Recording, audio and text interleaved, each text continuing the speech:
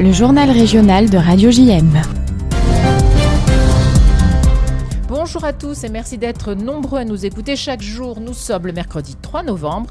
Deux invités aujourd'hui, le grand rabbin de France et le président du consistoire central. Une tournée dans notre région Provence-Alpes-Côte d'Azur, mais en duo. Chaim Corsia et Eli Korshia, soyez tous les deux les bienvenus au micro de Radio JM et surtout, merci d'être venus dans nos locaux. Le journal, c'est un rendez-vous quotidien du lundi au jeudi de 12h à 12h30 et c'est maintenant. Messieurs, bonjour. Bonjour. Bonjour. Vous êtes tous les deux un rabbin et un laïc, les plus hauts représentants du judaïsme en France et les interlocuteurs, appelons-le, des pouvoirs publics. Nous agirons ensemble, nous formerons un tandem, c'est ce que assurait Eli Korshia il y a quelques temps lorsqu'il a pris ses fonctions. Une harmonie qui peut-être n'a pas toujours été aussi évidente les dernières années. Eli Korshia, vous êtes le 17e président du consistoire central israélite de France, une institution qui a été créée par Napoléon en 1808. Chaim Korshia, vous êtes grand rabbin de France, réélu à ce poste, c'était au printemps dernier. Vous avez tous les deux cette volonté partagée d'être ensemble et sur le terrain. Alors, je voudrais vous entendre tous les deux sur comment on fonctionne et quel est le principe de ce duo, comment vous vous complétez. Qui veut commencer? Eli Korshia? Moi, j'aimerais déjà vous dire que quand on arrive à une fonction telle que celle de président du Consistoire de France, il faut toujours être reconnaissant par rapport à ceux qui nous ont précédés et qu'il y a toujours eu un travail, en tout cas, harmonieux entre les grands rabbins et les présidents. Et je crois que le grand rabbin de France, mon ami Chaim Corsia, ne me contredira pas. Après, il est évident que chaque président et chaque grand rabbin ont leur personnalité, leur profil, leur parcours. Et donc, avec l'élection que je viens de remporter, ce qui était important dans le programme que j'ai mis en avant, c'était peut-être de renforcer, d'améliorer, d'aller encore plus loin dans cette proximité qui est celle d'un président avec son grand rabbin, d'un grand rabbin avec son président. Et oui, Elsa, vous avez parlé tout à l'heure de duo, de tandem. J'ai même utilisé le terme de binôme, et pas seulement pour la proximité du nom de famille entre Chaim Corsia et Eli Korshia. Non, tout simplement parce que nous voulons œuvrer ensemble, peut-être encore plus fort que par le passé, parce que lorsqu'on prend une mission telle que la nôtre, l'objectif, c'est pas de se cantonner à ce qui existait, c'est de faire encore mieux. D'essayer de faire évoluer les choses, évidemment. Alors, Chaim Corsia, je présume que ces mots vous vont. Et comment vous travaillez en duo? Pourquoi? Je voudrais que vous rappeliez la complémentarité de vos fonctions. Je la vois venir de très loin. J'ai toujours défendu cela avec Joël Mergui, le prédécesseur de Eli Korshia, parce que j'ai porté cela lorsque je travaillais pour le grand rabbin Sitruk. J'avais compris que de son tandem, avec un nouveau mot, tandem, avec le président, le grand rabbin Sitruk a travaillé avec le président Alkan, puis le président Bansard, puis le président Jean Kahn, puis un petit peu avec Joël Mergui. De ce tandem naît une sorte d'unité. On prône toute la journée l'unité. On l'a fait encore hier avec Diamar à Allo, avec Michel Cohen-Tenoudji, on l'a fait dans les synagogues de Marseille. On prône l'unité parce qu'on y croit profondément. Il faut être capable de le démontrer. Quand je dis ça vient de très loin, pour moi, c'est le modèle de Aaron et de Moïse. Aaron et Moïse fonctionnent chacun sur leur domaine, mais chaque fois, écoutez bien ce que je dis, ça a du poids. Maître Korshia, j'ose vous le dire devant vous, je n'ai jamais formulé aussi directement. Chaque fois que l'un a fonctionné sans l'autre, ça a été une catastrophe pour le peuple juif. Quand Aaron meurt et que Moïse est seul, il y a des récriminations permanentes parce que Moïse est trop dur, il veut imposer des choses au peuple et il n'a pas l'amour, la capacité de pacification qu'incarnait Aaron. Et donc c'est les gilets jaunes toute la journée dans le désert. On regrette l'Égypte, on mangeait gratuitement en Égypte. Et quand Aaron est seul, parce que Moïse est sur le mont Sinaï, c'est la catastrophe, ils font le veau d'or. Parce que Aaron cède à tout. Donc il faut, j'allais presque dire, vous voyez, dans ce tandem, une tension éthique pour connaître les axes de travail de l'autre, pour presque savoir ce que l'autre va penser de telle situation, mais le laisser l'exprimer pour pouvoir aller de l'avant et aller un peu plus loin. C'est-à-dire que c'est pas, on va là où la limite de l'un, c'est la limite de l'autre, pas du tout. C'est chacun, d'une certaine manière, fait la courte échelle à l'autre dans ses domaines de compétences. Moi, je suis admiratif. Il n'a pas fait que ça, mais Maître Eli Korshia a défendu pro domo des familles des victimes depuis la famille Sandler, la famille Monsonego à Toulouse, qui était un traumatisme pour la communauté juive, mais pour l'ensemble du pays. Absolument. Et il a eu les mots d'une justesse absolue quand il a défendu les intérêts des parties civiles du procès de l'hypercachère.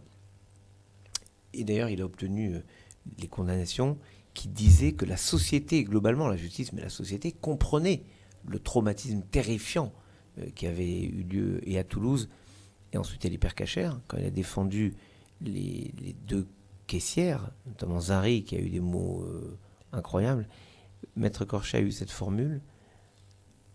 Cette femme a connu une scène de guerre dans une société réputée en paix, et pour trouver la paix, elle a dû partir dans un pays réputé en guerre, c'est-à-dire Israël.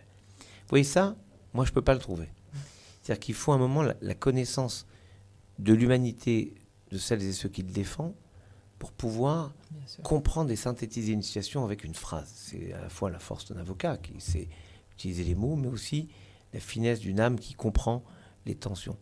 Moi, j'ai d'autres capacités de faire d'autres choses. Moi, j'essaie d'interpréter les textes de la Torah. Mais la force, c'est de combiner tout cela et au fond de laisser l'espace dans tout ça pour les réflexions des uns des autres. Alors, c'est vrai qu'on a parlé tandem, moi je parlerai d'équipe parce que là, nous sommes à Marseille, on a tenu à faire cette première visite ensemble à Marseille. Parler, bien sûr. On écoute l'expérience des uns et des autres, cette expérience nourrie de tant d'années de militantisme de Zvi Amar, Michel Cohen-Tonji qui sillonne ses communautés, bref, tous les rabbinim, tous les présidents qu'on a vus, mais on se nourrit de cela. Mais pour se nourrir, vous voyez, il faut laisser de l'espace pour que la vérité des autres puisse pénétrer notre propre vérité. Parce que si on arrive avec des idées, voilà, tout ce qu'on pense. Nous avons, avec le président Corchet ce matin, malheureusement, eu à débattre avec quelqu'un un peu, enfin beaucoup, emporté. Il n'y a pas de place pour placer un argument. Quelqu'un qui ne vous laisse pas exprimer quelque chose. Et donc, nous, ce qu'on essaye, c'est de s'écouter l'un l'autre pour essayer d'être complémentaires. Une vraie complémentarité. Voilà. J'ai parlé trop, maintenant je le laisse parler. Non, mais en tout cas, dans vos deux domaines, on retrouve l'universalité. C'est une évidence. Et puis, vous avez parlé d'Aaron et de Moïse, ce sont deux frères. Donc, c'est comme ça aussi que vous allez pouvoir avancer. Permettez-moi de vous dire que si j'ai parlé d'Aaron et Moïse, il en manque une troisième. C'est qui? Myriam. Bravo, Myriam. Et quelle était la force de Myriam, la bénédiction de Myriam? C'est qu'elle a sauvé son frère. Ça, c'est bien. Mais ça suffit pas. Elle avait un puits qui suivait le peuple dans le désert grâce à son mérite. Or, puisque je dis cela, permettez-moi de dédier cette mitzvah incroyable que faisait Myriam, d'amener le puits qui suivait, à toute l'équipe technique de votre radio, parce qu'elle m'a donné son thé magnifique. C'est son puits à elle. Ah oui, c'est le puits. Elle m'a fait comme le puits, elle m'a donné le thé lorsque dans ma vie il faisait frais. Bon, bien trouvé, je crois que ça fait très plaisir à notre équipe, évidemment. Vous êtes tous les deux sur le terrain, vous venez de l'expliquer. Il y a véritablement une prise de conscience de l'importance, Élie Corchet, d'aller à la rencontre de ces communautés. Vous avez commencé par Marseille, ce qui nous fait forcément très plaisir, et puis c'est quand même la deuxième communauté de France, peut-être pour que les choses, la décentralisation soit réelle, qu'on fasse remonter aussi les problèmes vers le consistoire central et que des décisions puissent convenir à tous, tout le pays. Exactement. En écoutant beaucoup, le Grand Rabbin de France parlait de l'écoute. Je pense que c'est fondamental et c'est au cœur de notre action d'ailleurs, à tous les deux. On a toujours été portés vers ce sens profond de l'écoute de l'autre.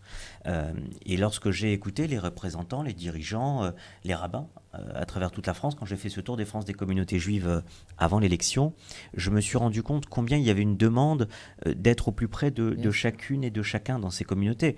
Le Grand Rabbin de France l'a fait pendant 7 ans dans les visites pastorales qu'il a pu faire. Moi, je suis un élu parisien au départ, donc je connais le jacobinisme de notre système dans notre pays, qu'il soit consistorial ou national, et je me suis rendu compte qu'à un moment donné, en tout cas ça a été ma vision, et donc je l'assume totalement, le président du Concert de France devait œuvrer avec la même énergie pour tous les consistoires régionaux, pour toutes les communautés. Et donc c'est d'ailleurs la raison pour laquelle j'ai pris la décision de ne pas me représenter au Concert de Paris où il y a des élections prochainement pour les administrateurs, parce que j'ai estimé que mon rôle devait être exclusivement au Consistoire de France auprès des communautés. Après, on a tous nos relais locaux. Évidemment. J'ai moi-même une assise départementale avec une action que j'ai menée au niveau départemental. Mais ce qui est important aujourd'hui, c'est de dire qu'il y a un Consistoire de France qui est à l'écoute de chacune et de chacun. Et je crois que c'est ce qu'on a vécu. Hier, on a eu, le Grand Rabbin a eu raison de le dire, une très belle soirée dans la communauté d'Allo, pas loin de Marseille. On a visité plusieurs communautés à Marseille. Et ce matin, nous étions à Etzraïm, une très belle synagogue, une belle communauté aussi. Voilà, l'objectif, c'est de le faire. Et je le ferai et je sais que le grand rabbin est aussi motivé par ce principe, nous le ferons dans tous les consistoires, que ce soit évidemment à Marseille, ce magnifique consistoire régional, mais aussi dans des petites régions, dans des petites communautés. Il est important d'être à l'écoute de chacun, et nous avons la chance, par le consistoire, d'avoir un maillage territorial, d'avoir une représentativité qui est exceptionnelle. Donc il faut donner à ces communautés toute l'écoute qu'elles méritent. Et je pense que c'est extrêmement attendu. Vous avez d'ailleurs, lors de votre campagne, donné plusieurs axes de travail, les plus importants étant la lutte contre l'antisémitisme, le combat pour la sécurité des Juifs, la jeunesse étudiante, la famille. Là, c'est ensemble véritablement que vous allez travailler. Il me semble que jamais la famille et les étudiants n'ont été autant touchés. La crise qu'on vient de vivre était extrêmement importante. Est-ce que vous avez déjà ensemble des axes de travail fixés pour pouvoir soutenir et ces familles et ces étudiants? Raïm Korsia. Tous les deux, parce que vous allez travailler ensemble sur ce sujet. Oui, ce qui est beau dans un tandem, c'est que chacun souhaiterait donner la parole à l'autre d'abord. C'est très représentatif de ce qu'on dit. Pour quelques mots là-dessus, effectivement, c'était dans mon programme que j'ai explicité. Et chaque point du programme, d'ailleurs, soyons très clairs, a été discuté en amont avec le grand rabbin au cours de ces derniers mois. La famille, elle a été très touchée. Nous avons vu des couples, nous avons vu des cellules familiales en grande difficulté. Mais c'est vrai au niveau national, comme c'est vrai au sein de la communauté juive. On a l'habitude de dire que la communauté juive est nos problèmes sont des problèmes de toute la société, une partie intégrante de la communauté nationale sur cette question comme dans d'autres. Donc il est évident qu'on doit renforcer notre rôle auprès des couples. Alors moi, dans mon programme, je l'ai aussi axé par rapport aux rencontres. On est très touché par l'assimilation, malheureusement, qui se fait beaucoup, par des familles juives qui, aujourd'hui, ont du mal à se créer. On a évidemment des couples qui se rencontrent, mais combien on a de personnes qui me disent on aimerait que nos structures organisationnelles puissent nous permettre aussi de se rencontrer. Bah oui, c'est l'Arlésienne, si j'ose dire. Est-ce qu'on a avancé ou est-ce qu'on en est toujours à peu près... Alors, il y a des initiatives qui se font dans un certain nombre d'endroits. Ce qu'on peut peut-être regretter, si on veut essayer d'améliorer le système, c'est qu'il faudrait le professionnaliser et l'organiser d'une façon beaucoup plus structurée. Et moi, ce qui m'intéresse, en tout cas dans la mission qui est la mienne, et nous le ferons avec le grand rabbin, avec les présidentes de communautés, c'est de structurer le système davantage, et notamment pour cela que Paris, banlieue parisienne et un peu partout en province, eh bien, on puisse proposer un modèle d'organisation pour qu'il y ait des rencontres et que des familles puissent se créer. Et si je peux me permettre aussi, puisqu'on parle de famille, il y a un sujet qui nous touche beaucoup avec le grand rabbin, qui nous tient à cœur, c'est les femmes agounotes. Les femmes qui se retrouvent dans des situations compliquées, parce que là on parle de la joie, de faire des rencontres et des mariages. Il n'y a pas plus belle mitzvah, je crois, dans le judaïsme. Mais il y a aussi des couples qui se défont, qui se délitent, et après des séparations qui font que parfois ça se passe bien, dans la grande majorité des cas, et parfois malheureusement ça se passe difficilement. Et je sais que les rabbins, les dayanim font attention à cela, mais nous aussi, à la tête du judaïsme français, je crois qu'il faut renforcer encore notre action, notre écoute par rapport à ces femmes. Alors rappelez à nos auditeurs que c'est l'obtention en fait du divorce religieux qui est souvent compliqué. Raïm Korsia, quand vous allez justement dans les communautés, vous vous rendez compte, pas souvent. Heureusement, pas souvent. Quand même, c'est quel pourcentage? Justement, combien de dossiers sont difficiles? Je refuse de parler de pourcentage parce que chaque cas est insupportable. Vraiment. Vous avez tout à fait raison. Et c'est d'une violence extrême parce que c'est les seules fois où je perds mon calme parce que j'étais amené à faire des choses terribles. J'ai été amené à refuser de donner des places à qui pour un papa parce que son fils refusait de donner le guet à sa femme. Et c'est terrible. J'ai envoyé un message dans une communauté parce que un monsieur refusait de le guetter et j'ai exigé que le message soit publié dans le journal communautaire. Quand ce monsieur a perdu sa maman, je sais qu'il est allé se réfugier avec 6 enfants et une horreur, refusant de donner le guet, j'ai interdit qu'il fasse Kaddish. C'est-à-dire, j'ai interdit qu'il compte dans le minyan et qu'il fasse Kaddish. On enterre la maman, oui, mais lui, il ne fera pas Kaddish. Et je trouve que ça me pousse à faire des actes d'une violence incroyable, mais sur lequel je ne flanche pas. Parce que j'estime qu'on doit tout faire pour faire en sorte que l'ex-mari donne le guet après qu'il se déchire et qu'il engraisse les avocats. C'est pas votre problème, grand bien face aux avocats. Vraiment, qu'ils le fassent. Mais je refuse qu'on utilise le guet comme moyen de monnayer les choses. Pour revenir à ce que vous disiez hier, il y a eu un échange très intéressant hier à la grande synagogue de Breteuil. Et le grand rabbin Ouana, le grand rabbin régional, a posé une question sur la viabilité des petites communautés. Et j'ai parlé de ce que j'ai pu voir, à la fois comme réussite, qui est la Chazak. La Chazak, ce sont des jeunes qu'on envoie de Paris, qui vont dans des petites communautés, qui font une animation formidable. Je vais suggérer dans une communauté aussi grande, aussi dynamique que Marseille, de créer une Khazak régionale, c'est-à-dire, il y a largement assez avec des jeunes que j'ai pu voir dans toutes nos visites synagogales. Je pense qu'il y a des On vraies enverrait volontés d'agir, bien sûr. Une dizaine de petits jeunes dans une petite communauté qui animerait le Shabbat. Mais ça permet aussi à des jeunes garçons et filles, parce que j'ai passé un Shabbat à 3 quelques semaines, où il y avait une belle histoire juive quand même. Oui, mais il y a 25 ou 26 personnes qui avaient... Oui, mais des jeunes garçons et des jeunes filles sont venus, c'était organisé formidablement. C'est la possibilité de se rencontrer. Bien sûr. Et puis permettre de rencontrer la jeunesse locale. Et donc, on crée des possibilités de rencontre. En fait, il y a deux façons de voir le monde. Soit on dit c'est terrible et on compatit, soit on dit c'est terrible, donc il faut agir. Donc il faut agir. Ben moi, je dis qu'il y a un verset qui dit la chose suivante dans les psaumes. Et la asot lachem. Il est temps d'agir pour l'Éternel. Soyons capables, même Epharo Torah Terra, soyons capables de révolutionner notre compréhension des choses et du monde, d'inventer une nouvelle façon de faire, d'envoyer des jeunes dans la communauté. On se dit, mais pourquoi faire? Il faut que les jeunes se rassemblent. Ils se rassemblent là où ils sont. Exactement. Si les gens ne viennent pas dans nos grands centres, eh ben on ira dans les petites communautés, on amènera ces jeunes. Je peux vous donner l'exemple du Shabbat avec... on a La Rochelle, on a Vichy, enfin des villes incroyables. Je suis allé à Verdun, j'ai passé un Shabbat à Verdun. Je crois que depuis Pépin le Bref, il n'y a pas eu un grand bain de France à Verdun.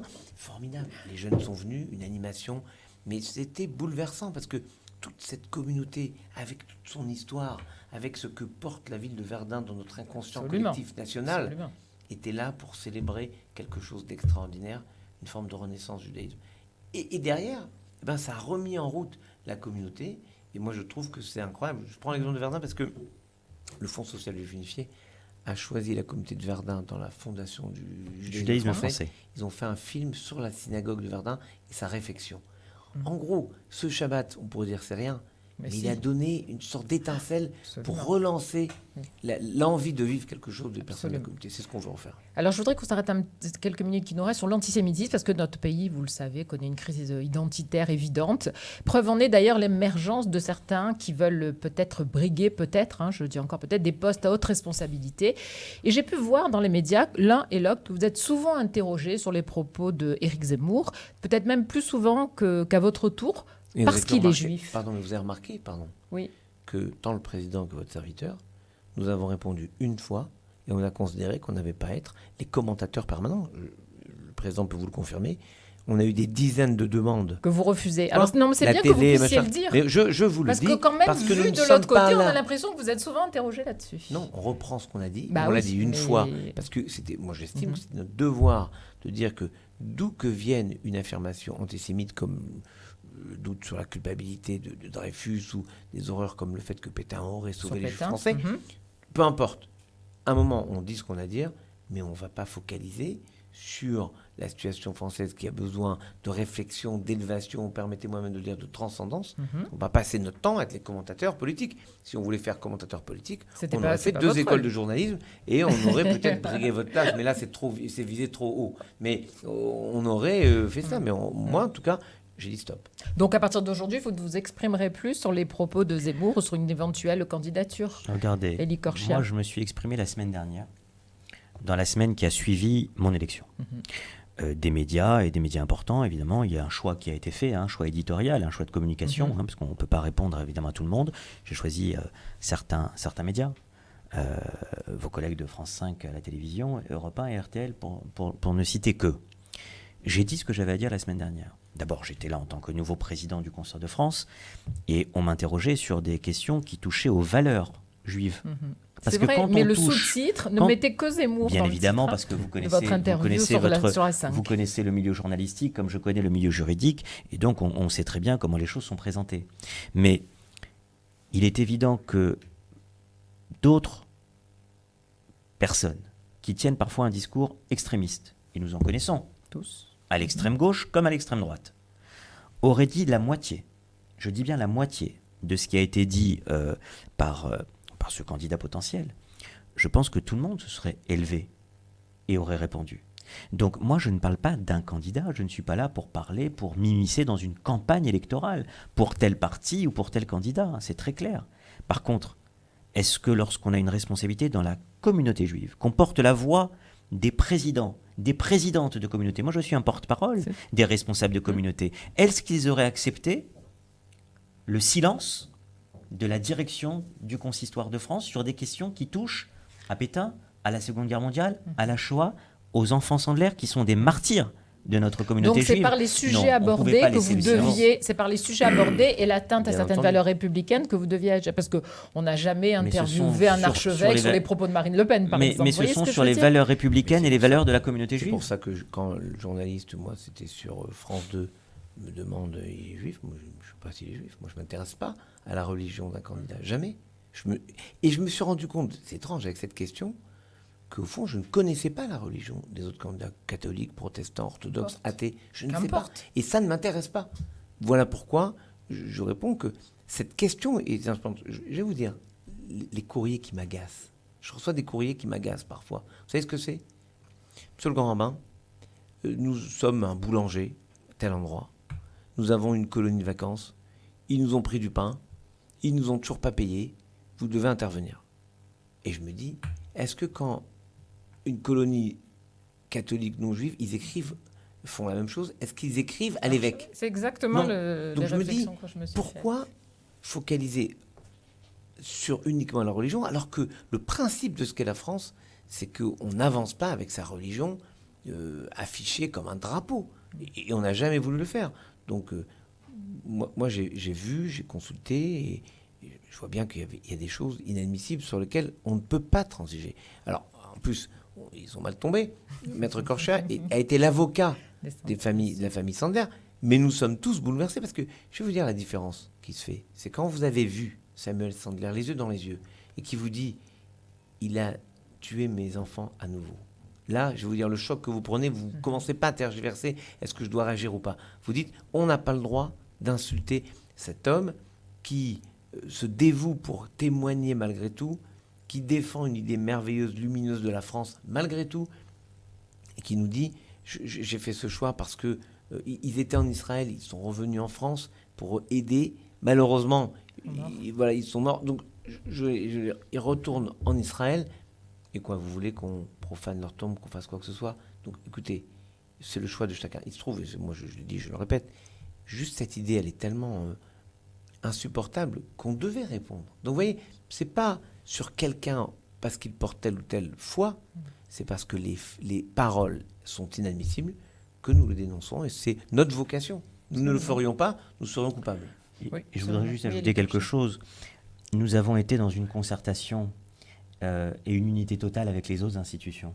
Dans mon programme, vous savez combien je mets l'accent sur la concertation, le travail d'équipe aussi que nous devons avoir, pas seulement au avec consistoire, les autres, mais avec les autres institutions. bien sûr. Je pense notamment à mon ami Francis Khalifa, qui est président du CRIF, et à mon très cher ami Ariel Goldman, confrère et ami président du Fonds social juif unifié. Nous sommes sur une ligne qui est claire.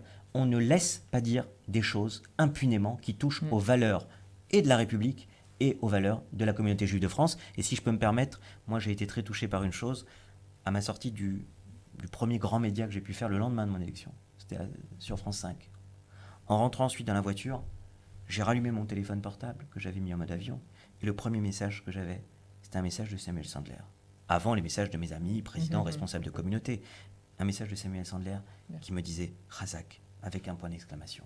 Ça pour moi, c'était le plus important parce que ça veut dire que ce qu'on dit, c'est pas seulement pour nous, c'est pour celles et ceux qui ont vécu dans leur chair des choses terribles au cours de ces dernières années. Voilà, mais c'était bien de rappeler que maintenant vous ne répondez plus à ce genre de propos quand on vous interroge sur Monsieur Zemmour, sur Éric Zemmour, parce que évidemment que ce sont des endroits où on va être attendu en tant que communauté juive, et c'est extrêmement important de le rappeler. Mais on ne se refusera pas de le faire, Elsa, je suis désolée. Si c'est on nécessaire, ne se refusera sur des points pas de le précis. faire si lorsqu'il y a des déclarations, des positions qui nous choquent et qui ne sont pas à notre niveau acceptable, on ne restera pas dans le silence. Voilà, on n'est pas demandeur, vous doutez bien. Comme pour les autres, comme pour les autres mais éventuels candidats. Et par rapport Voilà, à tous les candidats, on ne restera rappeler. pas dans le silence lorsqu'il faut à un moment donné prendre la parole. Mais évidemment, vous en doutez bien, si on peut s'éviter de le faire, c'est avec plaisir que nous le ferons. Voilà, et donc vous resterez tous les deux très vigilants. Messieurs, merci beaucoup pour ces quelques minutes accordées ici sur Radio JM que nous apprécions. On termine ce journal ensemble.